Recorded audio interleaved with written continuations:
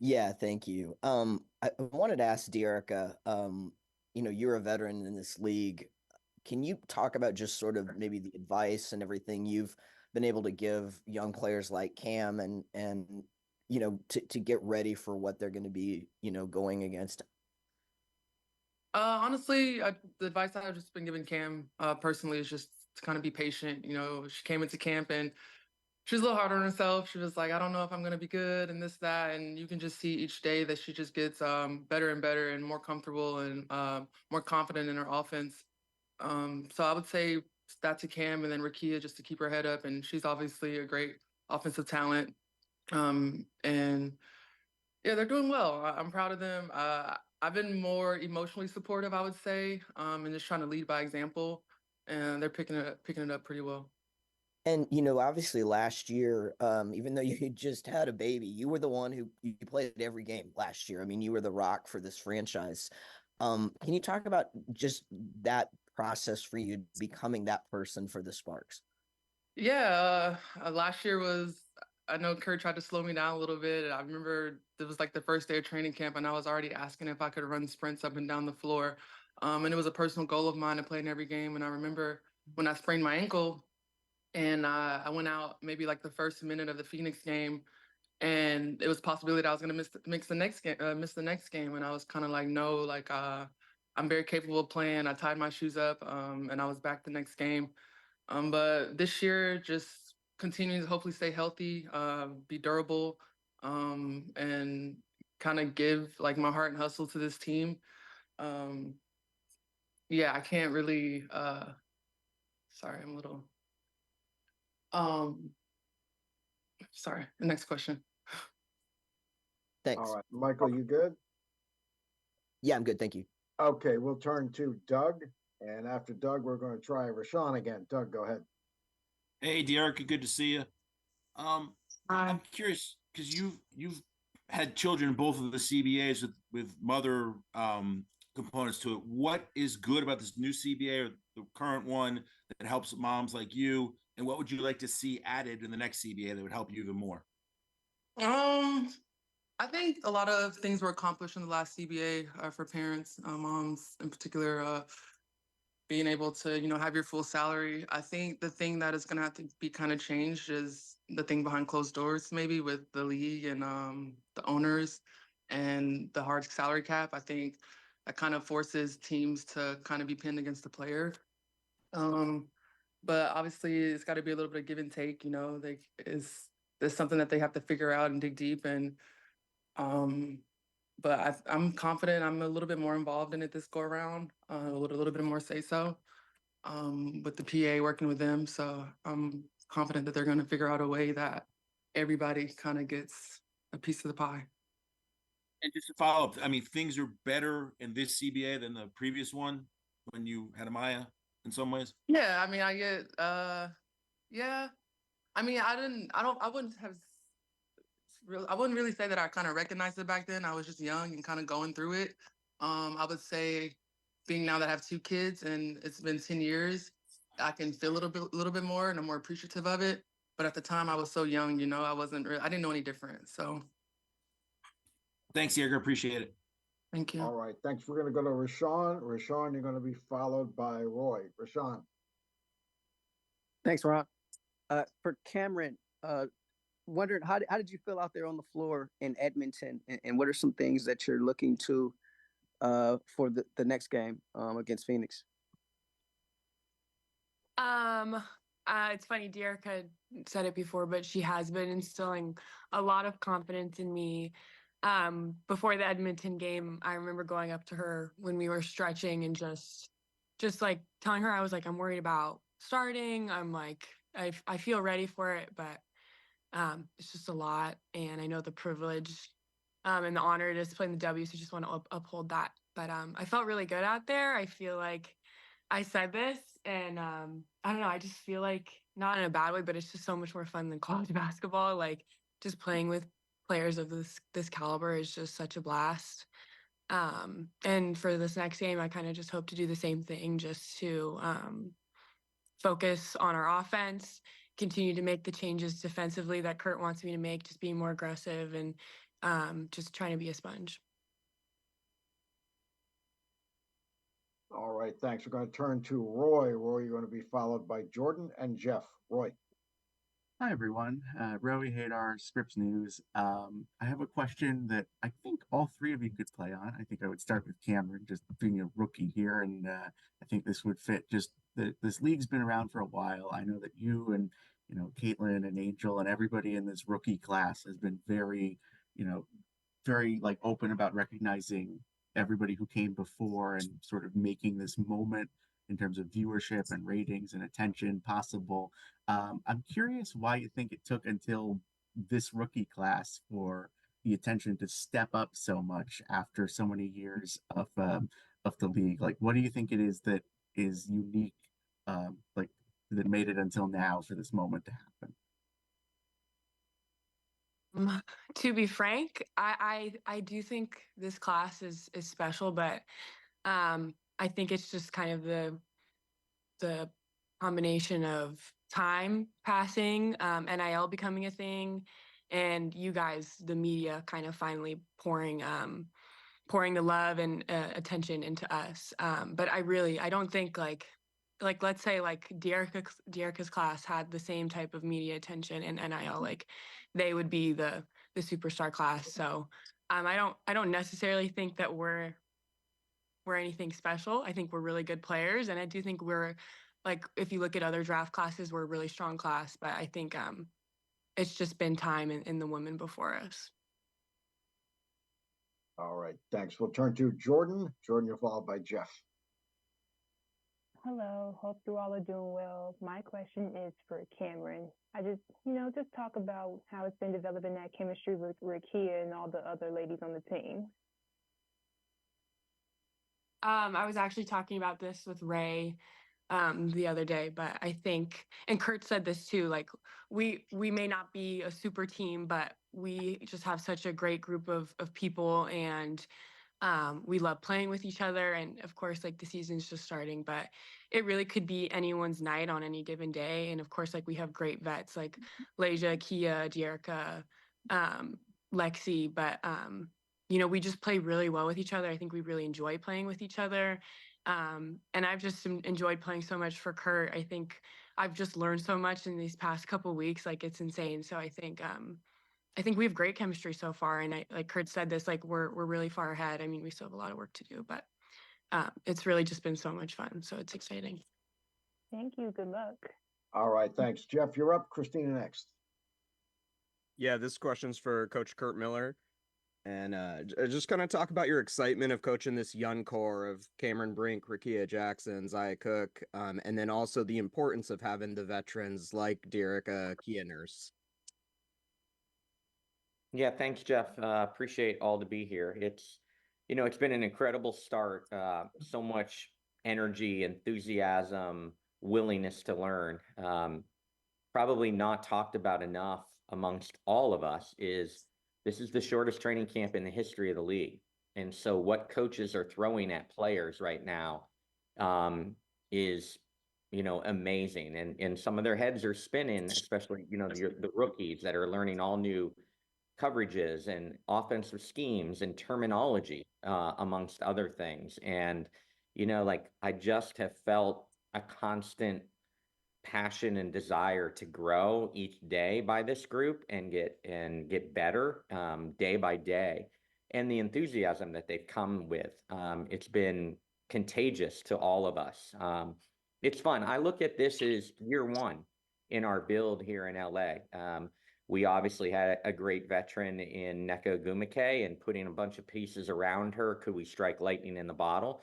With her deciding to move on, we have a clear vision of where we are and what we're trying to do. And so really excited about our young pieces, but the core veterans have been unbelievable in welcoming them, leading them, teaching them, but being supportive.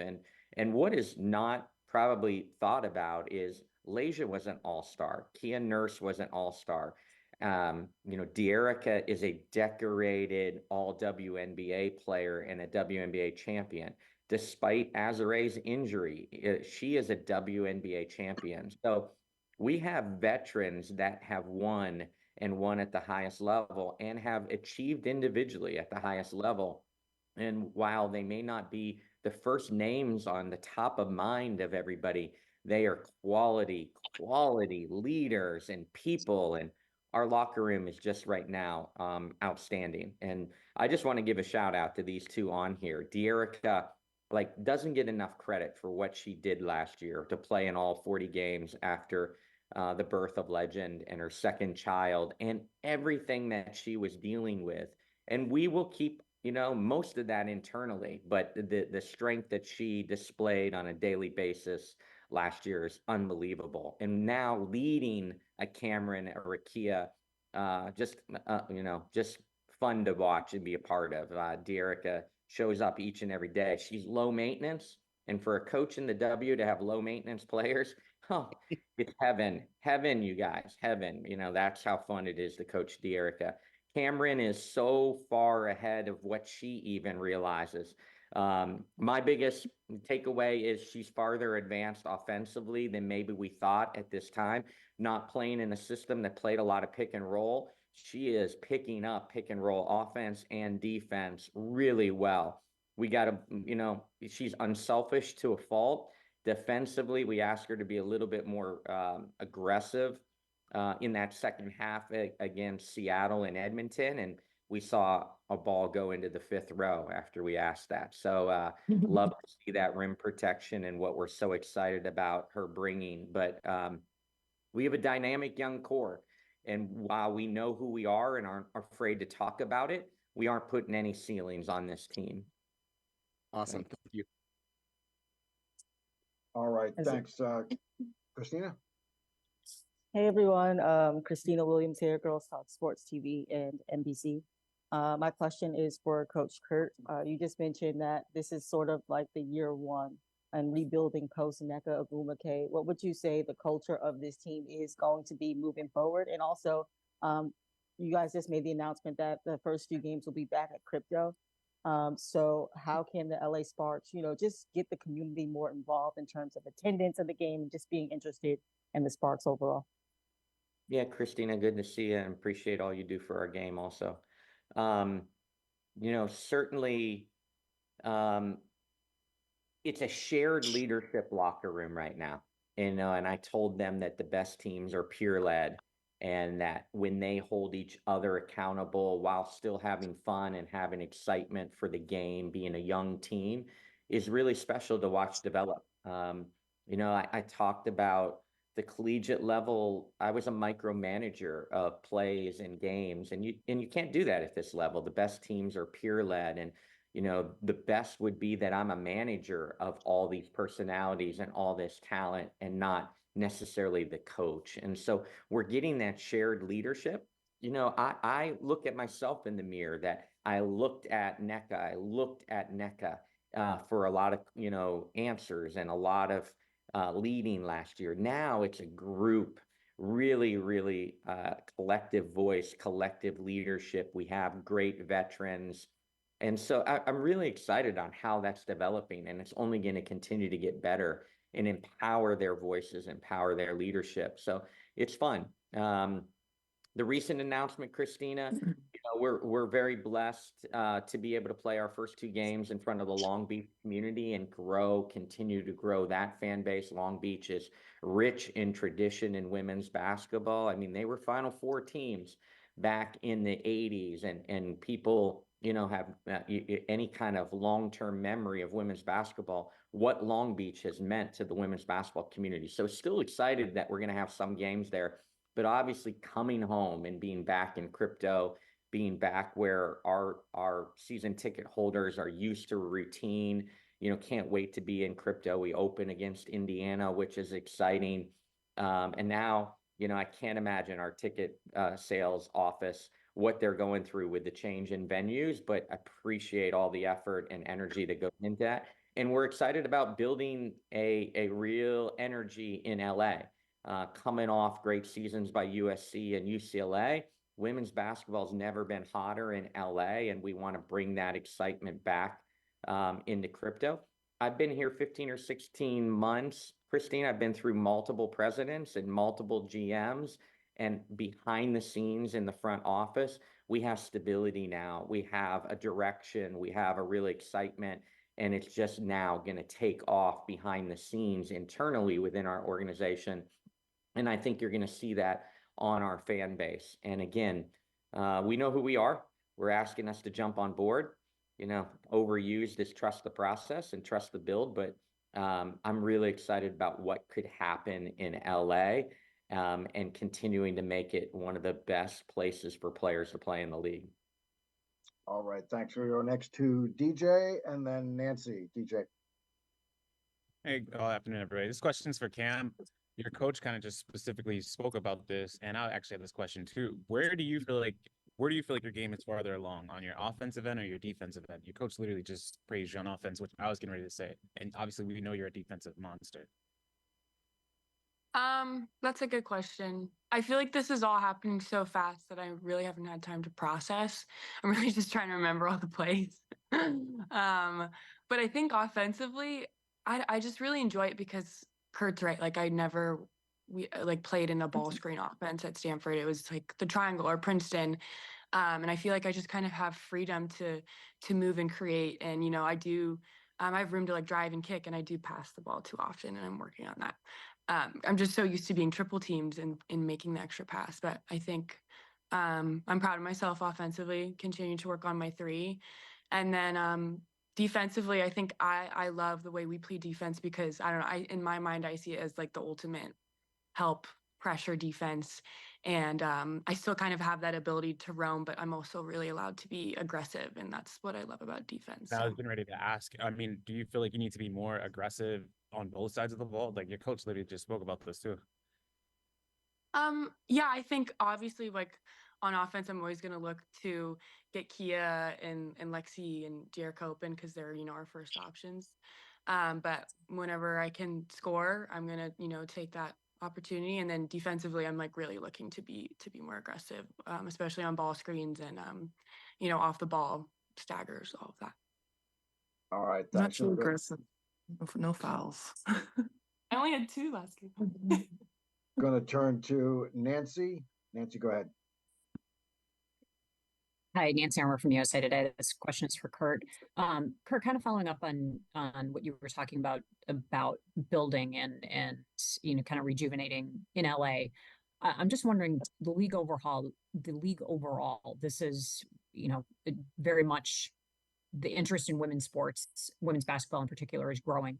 The W announced the other day charter flights. What needs to happen next, or what do fans or what does the league need to do to continue growing the game and making sure that the momentum is sustained? Yeah, I would answer it, and I will tell you, obviously the directive is we can't talk about CBA issues, so I'm not going to talk about charters, but what I can talk about is fan investment, and that's coming to our games, that's buying merchandise, that's wearing merchandise out in public, it's asking vendors to carry WNBA products. It's all that. Again, there was a question early on in this, and one of the things that I think has helped our game was this draft class spent 4 years in the collegiate level and became household names. There's a tremendous freshman class in college that is finishing up their freshman year, but if they came into the draft right now, which would be fun, but with them becoming household names over the next 3 years, that really became a big part of the collegiate viewership and the growth of the women's game, is just currently what our system looks like, other than one and dones in the men's game. But I digress. I just really think it's investment and our fan bases coming to games, investing into merchandise, wearing that merchandise, and then corporate sponsors jumping on board. Hear me, corporate sponsors jumping on board right now. They see the viewership, they see the bang for their buck right now in women's sports in general, but especially the WNBA. And the more and more that happens, the more and more these commercials are going to happen with the faces of our league, and just continue to have incredible opportunities individually for our players and our franchises. All right, thanks. All right, thank you. I'm going to go back to Mike Vopel. I believe there was a bit of an audio issue on your earlier question. Mike, go ahead. Yeah, this is a question for Cam. Coach was just talking about this, the high profile of this rookie class. I wonder how you've sort of balanced having that profile and also, the issue of security and just protecting yourself, because that's become a bigger issue as all WNBA players' profiles have risen. How have you sort of balanced that, and do you talk to some of maybe your teammates or other players about that? I think for me, it's really not bad. I think I worry for friends of mine like Angel Reese and Caitlin Clark. But for me, it's really not bad. I love when people come up to us and chat. But we do have security. Duran, he's the best. But it's really not an issue for me. So. Okay, thank you. All right, thanks. We have time for just a couple of more. I'm going to get to Christos. Christos, go ahead. Hello, Christos for the GR. Question for you, Cam. What impressed you most about Dearica and the whole Sparks team? What is the most impressive part for you, and what did you learn so far through this process into your rookie WNBA preseason? That's a good, so much, honestly. That's a good question. I think what impressed me the most, well, I'm just thankful. So before training camp started, I had time with Dearica in Springfield, Massachusetts. We were playing 3-on-3. And I really just kind of got a sense for how tough she really is. And even in training camp, I would complain about, one of the practice guys running me over, and all she says is just play through it in a loving way. But I know she keeps me accountable, but she's just play through it. And so I think obviously she's so skilled, she's so underrated. She can shoot the 3 ball, she can guard anybody. She's so strong, but I think her toughness mentally, physically, is really underrated. And I honestly just love playing with her. She's been so good to me. And then the rest of the team, I don't know, I think just the way how unselfish everyone is, the starting 5, I feel we just play really well together. And then even the bench, we just have really great energy. So I really can't speak highly enough of the team. All right. I think, Kurt, were you going to jump in there for a second? No, I thought Cam would say something about her wonderful coach. I did see you pointing to you. So yes, that's why I called on you. All right. Dearica, Cam, Kurt, thank you so much for your time. I know you got a flight to catch. Good luck, everybody. Safe travels to our Thank you, guys. We will see you at